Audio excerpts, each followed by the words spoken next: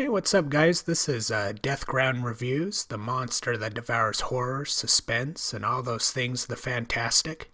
Just want to wish everyone a happy holiday. Hope you're spending some quality time with friends and family and whatnot. Please like this video, subscribe to the channel, and share it with any of your friends out there that are also book fans. So, let's get started. So today's new book review is another Stephen King novel. Yeah, I've practically got, I think, like a dozen novels still on my list to read by Stephen King. And I've just never been able to catch up. You know, the guy practically sneezes new books into existence. And so the list just keeps growing and growing and growing.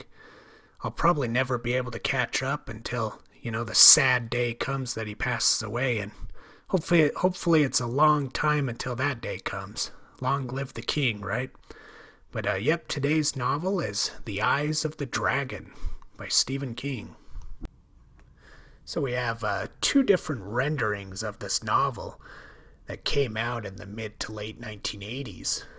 The first version came out in 1984.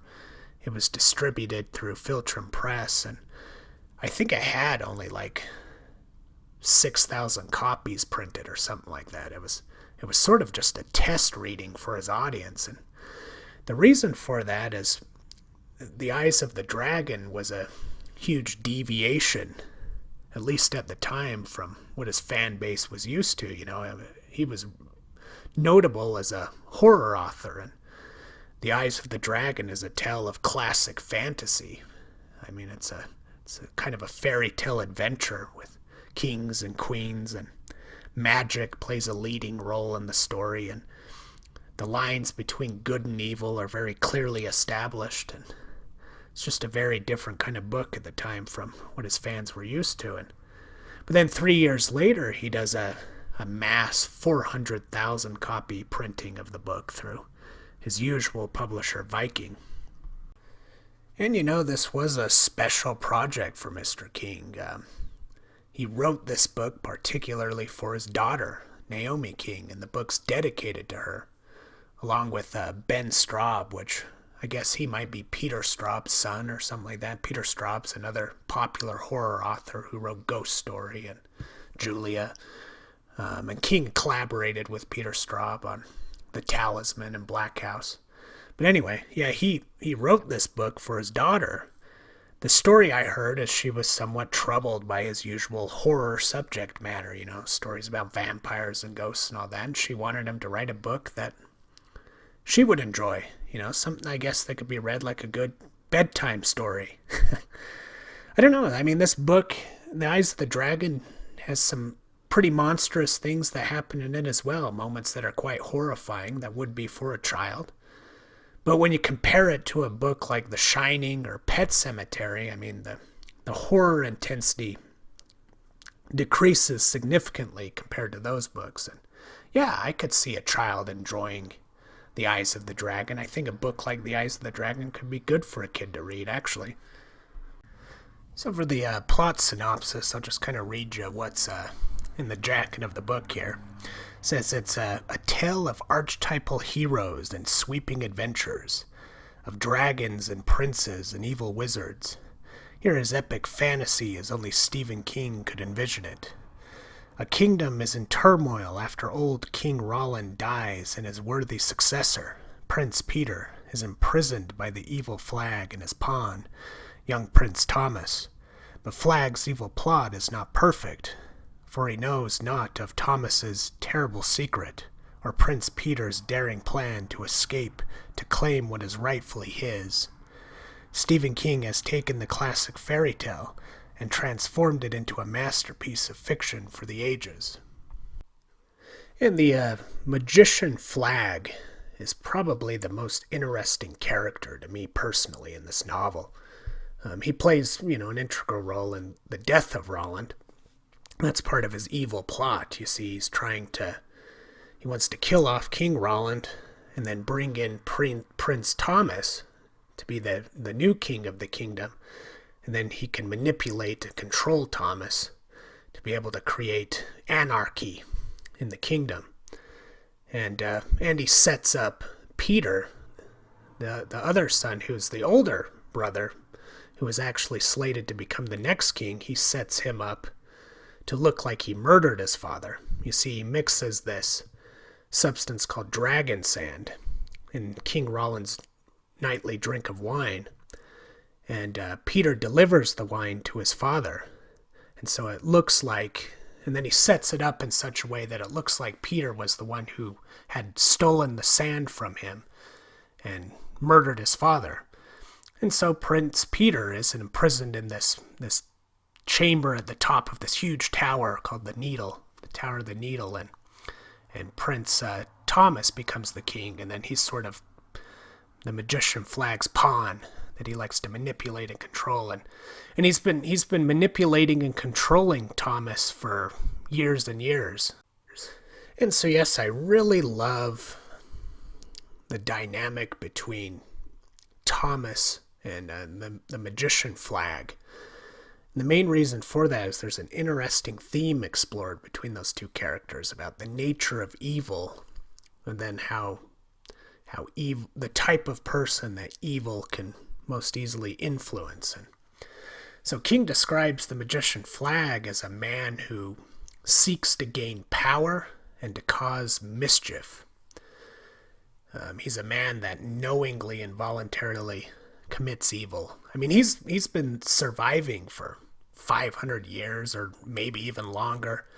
He continually returns to the land of Delane and just, likes to stir up trouble like you do as a dark magician. He likes to, take over kings and manipulate them to destruction and cause uprising and mutiny within the kingdom over and over again. And he just, gets great pleasure out of doing this, it seems to me.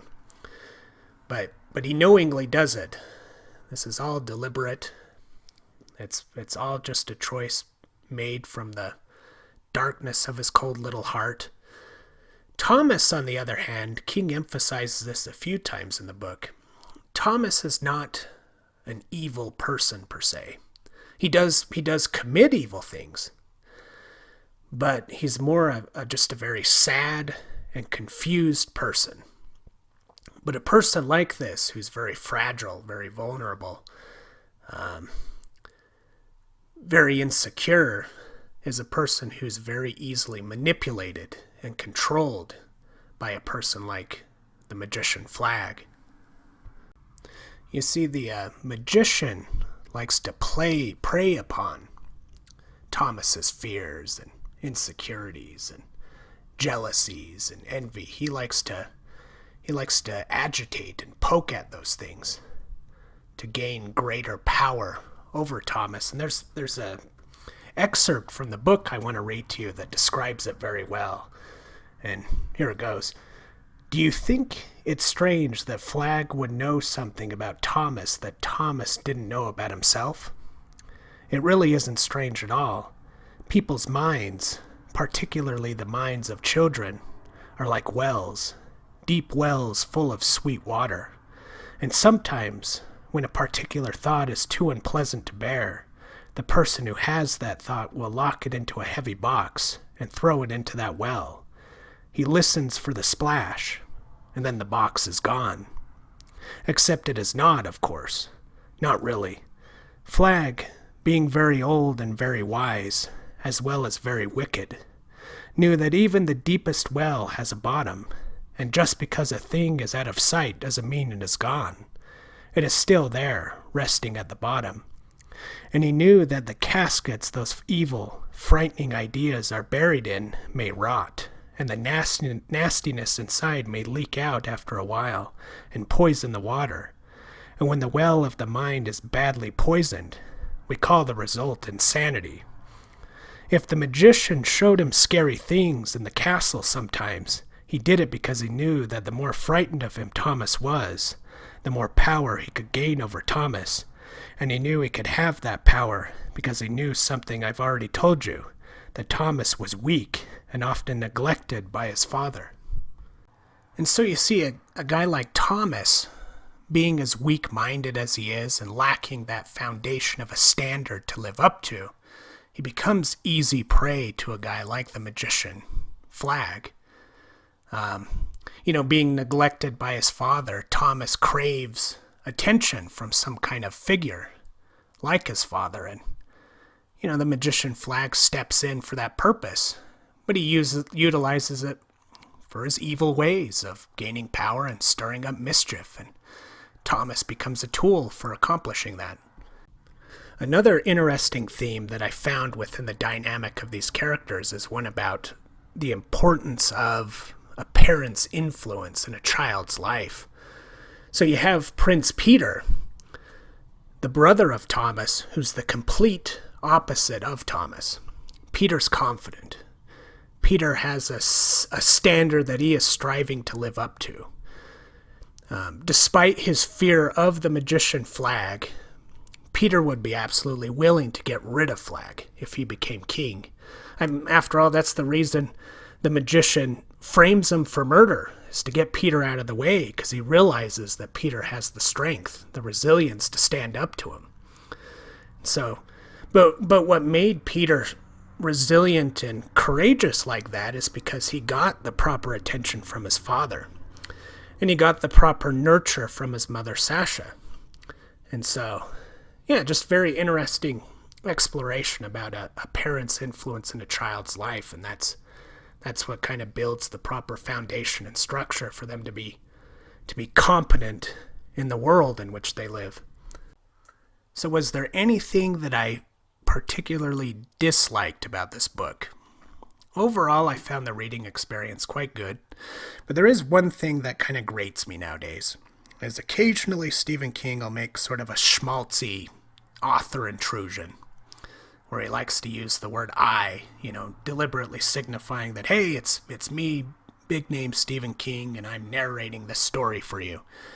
Now, granted, this is to be read sort of like a children's story, and so, I think he's trying to create that atmosphere of like, I'm reading this to my child at bedtime, and so I kind of see the effect he's trying to create, and he's trying to create sort of a magical quality about storytelling. I see what he's trying to do, just it doesn't work for me anymore these days. At least with this book, it doesn't work. He does it a little bit in his novel It, a couple times, and it worked in It. It didn't bother me for some reason. But in this book, it's too often, and it kind of grates me. Here's an example of it. So, quote, "Some 4 years after the birth of Peter, on New Year's Day, a great blizzard visited Delane. It was the greatest, save one, in living memory. The other I'll tell you of later." Aha. You see what I mean? I don't know. It just kind of is annoying to me. Stands out too much. It distracts me from the story, I guess, is why it bothers me. But that's the only little thing that really got to me. I guess, like, some things were a stretch, too. Like Peter using the royal napkins to create a rope to try to climb down the giant tower he's trapped in. Some of that was kind of a stretch for me. But, I mean, come on, it's a fairy tale fantasy. It's a different world with, rules that are not the same rules of our world. And so you gotta suspend disbelief a little bit. So I was able to forgive that element. But yeah, just, again, the schmaltzy author intrusion kind of grates me nowadays. But yes, I highly recommend The Eyes of the Dragon. A great reading experience if you're looking for a classic fantasy tale that you could enjoy with your children as well. Terrific book, excellent themes. As I discussed earlier, the themes were kind of my favorite thing, the thing that resonated the most with me in the book. But yeah, that's my book review. I'll be back again later. Hopefully I can get these done a little quicker for you guys so we can discuss more. So let me know what you think of the book if you've read it. Let me know if you're planning on reading it yourself if you haven't. So we'll see you later.